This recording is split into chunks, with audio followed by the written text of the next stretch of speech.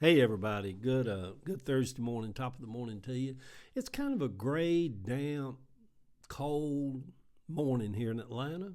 Looks all wintry outside. Top of the morning, everybody. Hope you're doing all right. Um, the morning post. It is 10:01 right now. I'm running late today. I usually read this about 7 in the morning, or 6:30, or 7 or so. But I just kind of laid in bed a little extra this morning and slept, just slept hard. But anyhow, um, the morning post this morning is picking up the broken pieces. Yesterday, while on our evening walk, Ava and I talked about my post yesterday and the death of my little brother, Jeffrey. He was 13 days old when he died. You used to hear about crib death or sudden infant death syndrome. We don't really hear much about that stuff anymore. I think a lot of those studies showed it was mainly babies smothering to death while too young to pick their heads up or to turn over. Jeffrey was asleep in between Mama and JT that night, but we all slept with Mama as babies. Knowing that, when Jill was born, I took a dresser drawer and made her a little bed in it and put it between Kathy and I at night in our bed so that we didn't smother her. And she slept in the bed with us like that, little dresser drawer, for weeks on end while she was a little newborn. Newborn babies love being around their moms and dads, don't they? Love being close to them. Ava said you were in survival mode back then. There is not much you can do when you're in survival mode, she said. And I was. Survival mode is when you are in hell. And yet, sometimes the prettiest flowers that you will ever see is when you're walking through hell. My fondest memories of my Aunt Mary was when I was in survival mode. My first bicycle ever was at Christmas time while I lived with her out in Scottsdale, Georgia. She and Uncle AC had bought me a 26-inch 10-speed black bicycle from Otasco. I told Ava that day that I wrote about, that morning in Buckhead, that cold, rainy Saturday morning where I called Mama. I said I was starting my journey of going back through time and picking up all of the broken pieces of my life. A lot of people think of gay people coming out as the whole journey. Gay people coming out is much more than just coming out of the closet and about homosexuality. It is about all of the broken pieces of our lives that were attached to a part of our sexuality. Coming clean with ourselves allows us the freedom to face all of the other things that we have carried with us throughout life, the broken pieces of ourselves.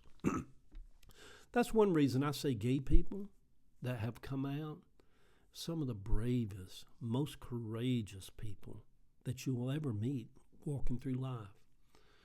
That lesbian, that gay man, lives in a little town in Arkansas. And it's easy, I guess, if you're in New York City or Miami, but so many strong, brave, courageous people, even nowadays. Young boys and girls come out in high school among their peers and their teachers. So much courage, so much bravery. Yeah, it's amazing, isn't it? I have noticed two kinds of people in life. People who will talk about the hard places of their lives and people who never will talk about any of it. They just carry it with them. I always like the old saying that a lot of the therapists use when they say we are only as sick as our secrets. If that is true, and I believe it is, I have nothing left that is unspoken. I carry nothing with me. And I will continue throughout the days of my life talking, writing about life, the good, the bad, the wonderful, the horrible, the joy, the sadness, the mistakes, the victories, because it is all just a part of most of our journeys. That is, if we get to live long enough to experience all of life. Oprah used to always say that everyone has a story. Do you know why most people don't write an autobiography? It is not because they can't write or not a good writer. Most have thought about it. It is because they can't freely talk about the broken pieces of their lives that have long been hid in their shadows, and the other people that it may hurt or make look bad. There are some, maybe a few, that had a perfect life, that perfect family. My experience through my journey of life, I've met very few of those people. I have come to realize that writing is the freeing of the soul. Broken pieces gather wings and take their flight when we write about them, when we talk about them. Yeah. Good Thursday morning, everybody. I sing because I am happy. I sing because I am free. We will shortly enter into the Christmas spirit. It's not here yet. It ain't supposed to feel like Christmas. We're almost 3 weeks away. Well, we are 3 weeks away. There always comes that moment where I'm like, oh, it feels like Christmas. Yeah.